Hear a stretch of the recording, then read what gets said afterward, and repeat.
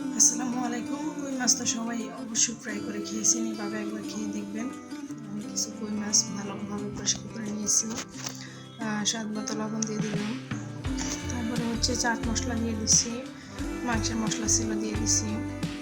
তারপরে হলুদের গুঁড়া, মরিচের গুঁড়া, জিরার গুঁড়া, ধনিয়ার গুঁড়া এক এক করে আমি সবগুলো পরিমাণ মতো দিয়ে দিতেছি, দেখেন আপনারা। আর নিয়ে নিছি আমি হচ্ছে সরিষার তেল, যে এখন কিছু সরিষার তেল দিয়ে মশলাটা হাত দিয়ে খুব ভালোভাবে আমি মেখে নিব, ভালোভাবে মেখে নিব। তো আপনারা সবাই জানেন প্রতিটা ভিডিওতে আমি বলি, যেহেতু আমি ভাড়া বাসায় থাকি, তাই এখানে অনেক পাশ থেকে ব্যাড সাউন্ড, রাস্তা, অনেক দোকানপাট বাজার আছে, ব্যাড সাউন্ড আসে। প্লিজ আপনারা সেটাকে একটু মানিয়ে নেবেন, স্কিপ করবেন। আর আমার কথা যদি কোনো ভুল ত্রুটি হয় অবশ্যই ক্ষমা সুন্দর দৃষ্টিতে দেখবেন। আর আমার ভিডিওটা ফুল ওয়াচ করবেন, লাইক কমেন্ট শেয়ার করবেন বন্ধুদের সাথে যদি ভালো লেগে থাকে।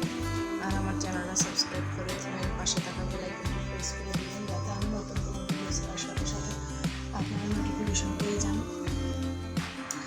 দেখেন আমি মাছগুলো কিন্তু ভালোভাবে ধুয়ে একদম কেচে নিয়েছি প্যাকটায়, তো যাতে মশলাগুলো খুব ভালোভাবে ভিতরে যায়। আপনারা ঠিক আমার মতো এইভাবে করে দিন, অসম্ভব মজা লাগে মাছটা এইভাবে ভেজে খেতে। অনেকে লবণ নুন হলুদ মাখিয়ে মাছ ফ্রাই করে, কিন্তু আমি কখনোই করি না, আমি এভাবেই করি। আপনারা একবার হলেও এইভাবে খেয়ে দেখবেন, অবশ্যই ভালো লাগবে। আমাদের এখানে আজকে ওয়েদার খুবই খারাপ, কালকে থেকে মানে বৃষ্টি পড়তেছে, কাপড় চোপড়ের অবস্থা খুব খারাপ, বৃষ্টির জন্য একদম শুকিয়ে পড়তেছে। আমি যার ভিডিও দেখি আমি একদম ফুল ওয়াচ করে দেখি, আপনারাও চেষ্টা করবেন ফুল ওয়াচ করে দেখতে, ভিডিও একদম কেটে কেটে দেখবেন না, তাতে আপনাদেরও সমস্যা আমারও সমস্যা। দেখেন আমি মাছটা খুব ভালোভাবে মশলাটা মেখে 30 মিনিটের মতো রেখে দিয়েছি, আপনারা চাইলে 1 ঘন্টা রেখে দিতে পারেন। আর আমি অপর সাইডে চুলায় একটা ফ্রাই প্যান বসিয়ে দিয়েছি, হাফ ক্যামেরায় তেল দিয়ে দিলাম।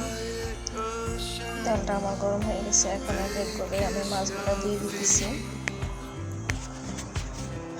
আর আমি সবসময় যখনই মাছ আনি, কই মাছ আমার আইটেম থাকবেই, মানে কই মাছটা আমার জানি না, যত খাই তত তার বেশি প্রেমে পড়ে যাই। কই মাছটা আমার এত পছন্দ বলার মতো না।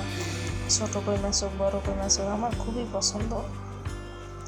মাছটা এক পিস হয়ে গেছে, আমি আবার উল্টে দিতেছি। দেখেন মাছটা কেচে দিছি, এর জন্য কি সুন্দর একদম ফাঁকা হয়ে গেছে মাছটার কালার। মাশাআল্লাহ, যদি গরম ভাতের সাথে আপনারা খেয়ে দেখতেন তাহলে অবশ্যই ভালো লাগে। আর এগুলো এমনিতেই হচ্ছে চাষের মাছ, একটু নরম থাকে, তাই খুব একটা ভালো লাগে না, কিন্তু যদি এভাবে একটু মশলা মাখিয়ে কিছুক্ষণ ম্যারিনেট করে রাখা যায় তাহলে কিন্তু খুবই সুস্বাদু লাগে খেতে মাছটা। আমি যদি এগুলো ভেজে এভাবে রাখি, মনে করেন যে আমার বাসায় থাকে না, আমার ছেলে আমার হাজব্যান্ড একদম ভাত ছাড়াই তারা খেয়ে ফেলে।